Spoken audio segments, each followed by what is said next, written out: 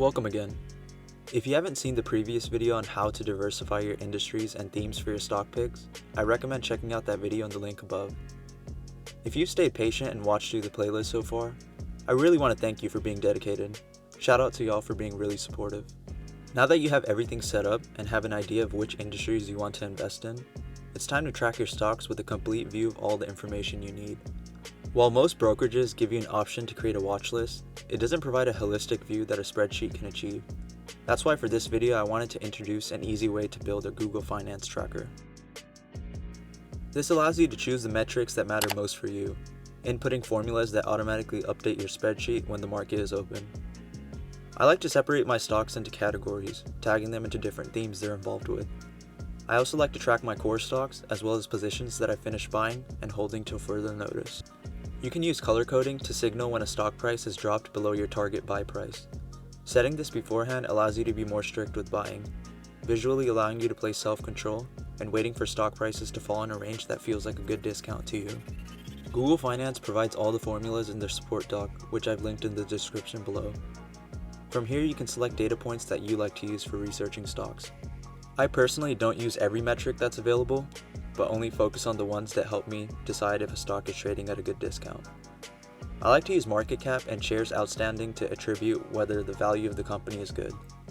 For example, if you want to see how big the pie is and how many slices the company has been cut into, some companies offer more value per share, while others have split their company into too many shares where future growth might not be as appealing. Sometimes it doesn't make sense for new investors why stocks like Chipotle or even Domino's Pizza are trading at really high valuations, and it's simply because they have less shares outstanding, meaning each of their shareholders get a bigger part of the pie in the shares available in the market. 52-week high and low prices give you a year-long trading range of where the stock price has fluctuated, letting you know which stocks are potentially undervalued and where they're currently trading at compared to where they were performing a year ago. Google Finance and Yahoo Finance's charts give you an even longer perspective, letting you see the price change since the company was first publicly listed. Earnings per share and PE ratio are your metrics used to determine profitability, letting you differentiate from unprofitable companies. The beta percentage measures rapid fluctuation of the stock price, common in companies' price to measure the potential future of their growth, rather than their current levels. Amazon is a famous story of a company that was unprofitable for many years. There were a lot of doubts about their business model, yet Wall Street started slowly pricing in a high valuation. Today they're nearing $1 trillion market cap, proving successful bets for investors that faithfully bought their shares at high valuations during their time of unprofitability.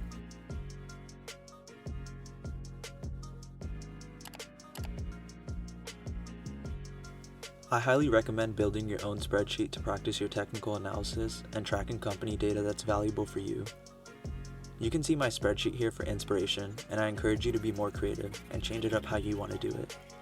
It's a great way to do side-by-side analysis while watching the market. Thank you for watching the video. I hope it was simple and easy to follow, and like I said before, I'll include some resources in the description below to help you get started.